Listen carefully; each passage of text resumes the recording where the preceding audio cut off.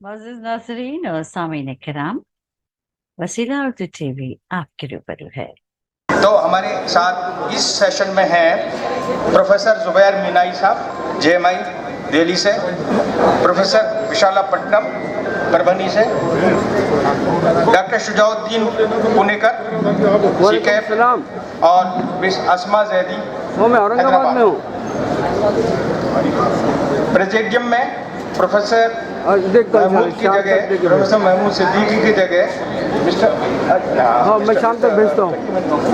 हाँ प्रोफेसर कट्टीमनी होंगे और आमिर अदरीसी साहब जो एमपी के प्रेसिडेंट हैं वो इसके ठीक है।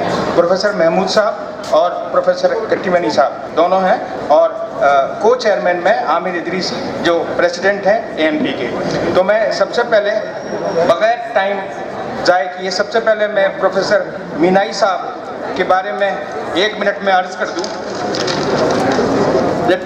Professor Zubair Minai is a professor in the Department of Sociology, Jamia Millia Islamia, and former founder, director of Center for Early Childhood Development and Research, with around 30 years of teaching, research, and practice experience. He has been associated with several field-level as well as policy initiatives of the government. He was Fulbright Scholar in Residence, George Mason University of Washington, D.C.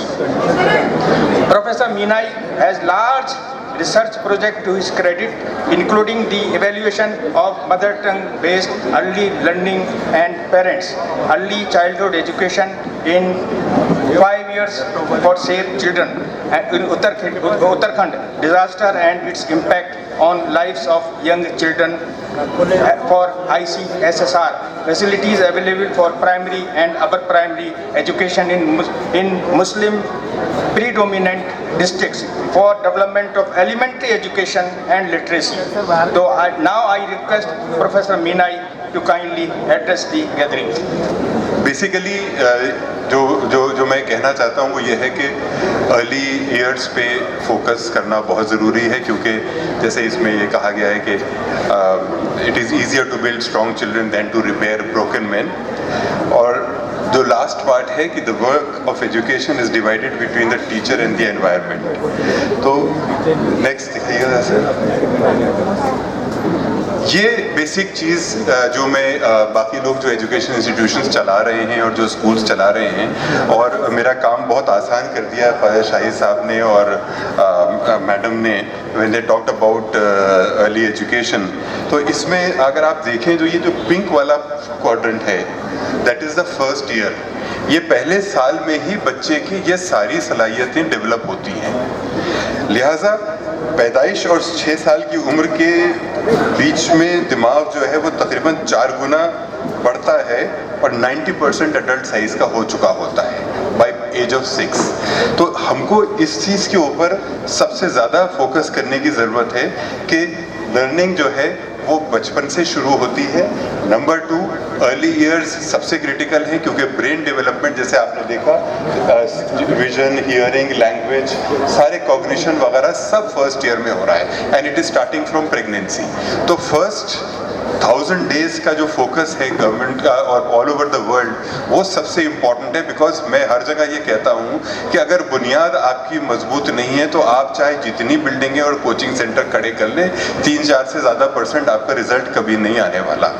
इसलिए शुरू के दौर में ये low hanging fruit है नहीं, इसमें मज़ा नहीं आएगा, इसमें 15 साल बाद रिजल्ट आएगा, लेकिन पायदार रिजल्ट आएगा, सस्टेनेबल रिजल्ट आएगा, जिसकी हम लोग बात करना चाहते हैं। दूसरी चीज़ ये है कि लर्निंग कंटिन्यूअस है, क्यूमुलेटिव प्रोसेस है, अर्लियर लर्निंग के ऊपर डिपेंडेंट है। जैसे हम अपने बच्चों को सिखाते हैं, पहले अल्फ़ाबेट सिखाते हैं, फिर वोवेल सिखाते हैं, फिर 2 वर्ड्स मिला के सिखाते हैं, फिर वो 3 वर्ड्स मिला के सीखता है, फिर वो सेंटेंसेस बनाना शुरू करता है। इसलिए अगर वो बेस नहीं बनेगा ठीक से तो वो बच्चा जो है वो आगे आगे आपके नहीं बढ़ पाएगा।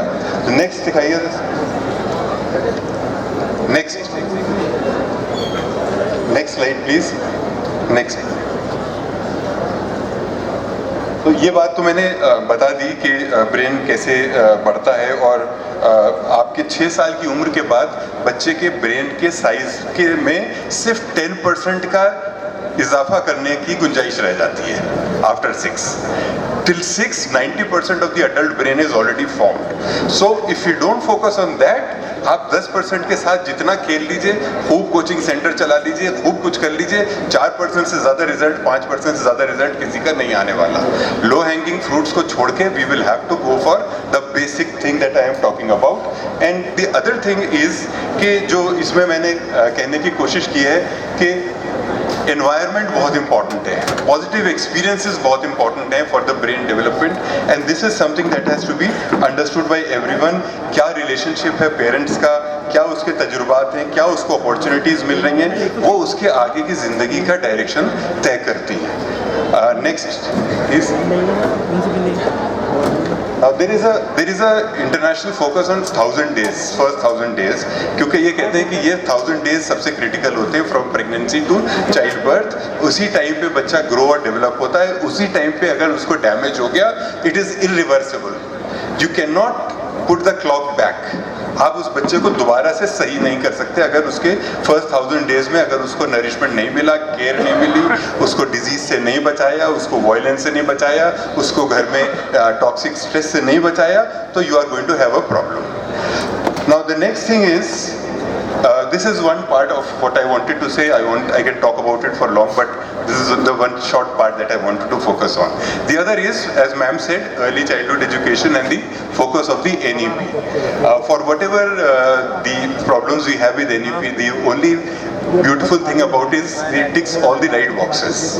सब कुछ अच्छा वहाँ पे है. तो अर्ली चाइल्डहुड एजुकेशन के लिए भी गवर्नमेंट ऑफ इंडिया की जो NEP है उसमें वही बहुत क्लियरली लिखा हुआ है.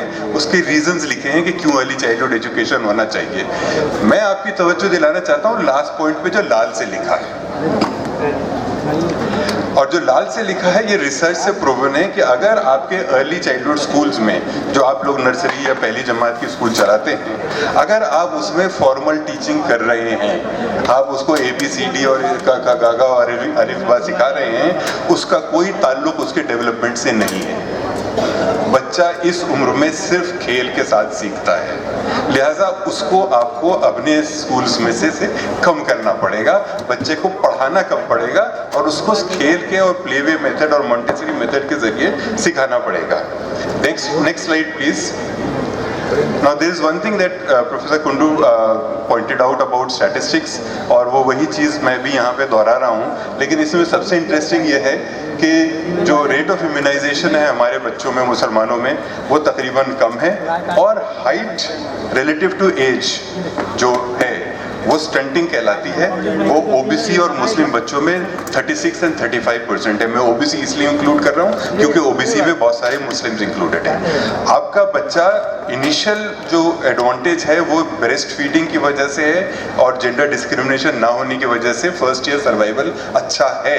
लेकिन उसके बाद का न्यूट्रिशन उसका कम है, उसके अंदर स्टंटिंग है. 36% of your population does not have height relative to his age, which means उसके अंदर कॉग्निटिव एबिलिटीज और वो सारी चीजें जो हैं वो प्रॉब्लमेटिक हो जाएंगी. नेक्स्ट पे. So I'll quickly take you through what the NEP says. NEP says the home environment is the best environment in 0 to 3 years. It talks about 1000 days. लेकिन on the left hand side ये हमारी objective reality है. Poverty, malnutrition, ये सारी चीज़ें उसकी foundations को week कर देती हैं. स्टंटिंग होती है, लो बर्थ वेट है, अर्ली स्टिमुलेशन नहीं होता है, माएँ बच्चों को हाथ नहीं लगाती हैं, बाप तो लगाते ही नहीं हैं, तो स्टिमुलेशन और वार्मथ और वो सब कुछ मिलता नहीं है, जिसकी वजह से बच्चों को दिक्कत होती है. One of the most important thing is non institutional delivery. हमारे यहाँ जो बच्चे पैदा होते हैं वो ज़्यादातर घरों में होते हैं. Only 70% of them are institutional deliveries, जिसकी वजह से ना तो इम्यूनाइजेशन होता है, ना मदर का न्यूट्रिशन होता है, ना बच्चे की ग्रोथ मॉनिटरिंग होती है. बच्चा पैदा हो गया, बस that is all. So if you don't take care of that child at that point of time, you are going to have a problem 15 years from now. Second stage जो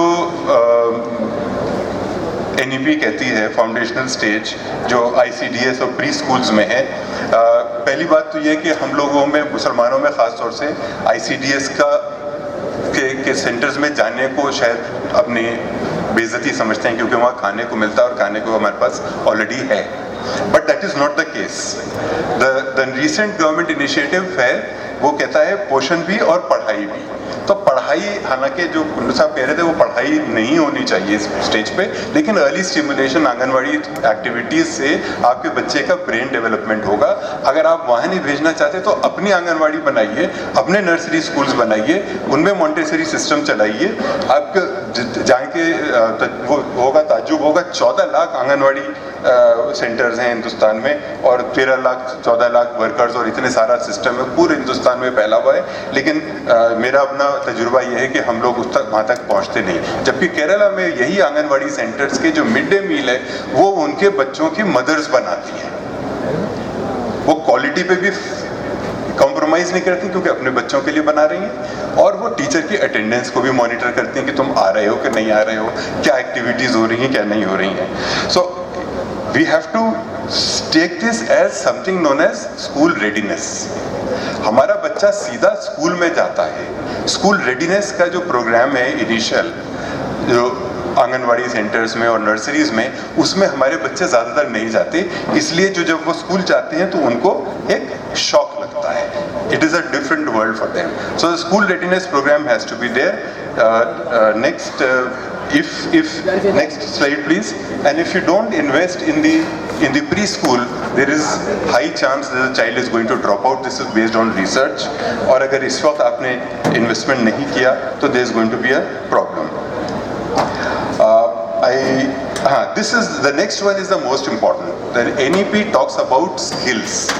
और एक बहुत इंटरेस्टिंग बात ये निकल के आई है, कल आप AI पे भी बात करेंगे कि हम किसकी तैयारी कर रहे हैं, कौन सी दुनिया की तैयारी कर रहे हैं। जो नॉलेज हम दे रहे हैं उस किस चीज़ के लिए दे रहे हैं, हमें यही नहीं मालूम कि 5 साल के बाद प्रॉब्लम्स क्या आने वाली हैं। So what are we preparing children for?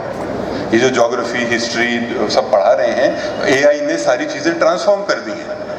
तो हम किस चीज़ की तैयारी कर रहे हैं? उसके लिए फाउंडेशनल स्किल्स जो 21st सेंचुरी स्किल्स कहलाती हैं, उनके लिए उनके ऊपर फोकस करना बहुत ज़रूरी है।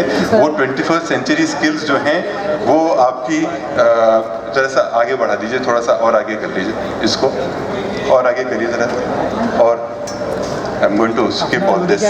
हाँ, this is the nature of how the skills are changing demand.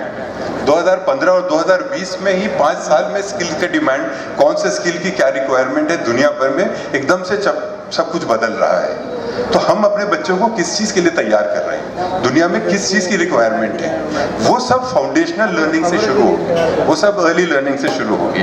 तो जो नेशनल एजुकेशन पॉलिसी है, नेक्स्ट प्लीज, वो फोकस करती है बहुत सारी स्किल्स पे, but I am just going to talk about a couple of them.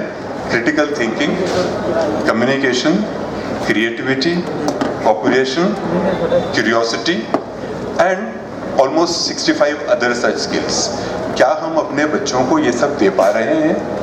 अगर हम नहीं दे पा रहे हैं तो यही हाल 2055 में भी होगा, क्योंकि आप तैयार नहीं होंगे, आपके पास वो स्किल ही नहीं होगी कि आप उस समाज के साथ लड़ सकें या उसमें कंधे से कंधा मिला के चल सकें, या जितना भी अहद कर लें इस सिस्टम के साथ तो आप यही रहने वाले हैं।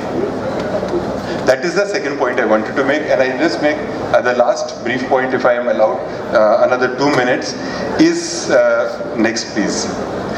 One thing that has escaped the attention of a lot of people, post COVID के अंदर learning gap, nutrition gap, social gap, life skills gap बहुत बड़ा है। बच्चों को एक दूसरे से बात करने का तजुर्बा नहीं है, उनके जो मिड डे मील्स वगैरह स्कूल में मिलते थे उसकी वजह से उन्हें न्यूट्रिशन गैप हुआ है, उनका लर्निंग गैप हुआ। और लर्निंग गैप आप ये देखिए, ये रिसर्च बताती है कि जो पहली वाली रिसर्च है कि बच्चों की फाउंडेशनल लर्निंग जो है वो पिछले 10 साल में सबसे कम 2022 में पाई गई। और जो अजीम प्रेम जी यूनिवर्सिटी की स्टडी है वो तो और भी दिलचस्प है, और दिलचस्प इस सेंस में एज एन एकेडमिशियन, लेकिन तकलीफदेह है कि 82% बच्चे कोविड के दौरान मैथमेटिक्स की एबिलिटी भूल चुके हैं, लैंग्वेज की एबिलिटी भूल चुके हैं। ये 2.5 साल ने जो नुकसान, अगर हम स्कूल खुलने पे खुश हैं, प्लीज़ रिमेंबर ये 2.5 साल के जो नुकसान हुआ है इसकी पूर्ति नहीं होने वाली। ये बच्चों को लर्निंग की भी रिस्पॉन्सिबिलिटी थी,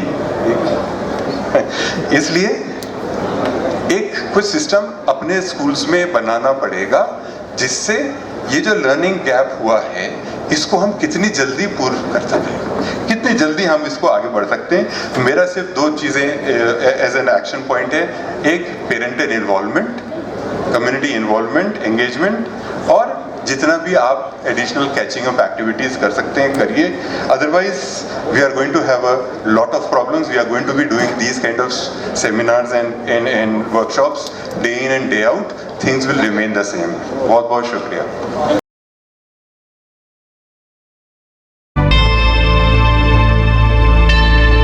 Subscribe to my channel and also press this bell icon so you can get latest video notifications.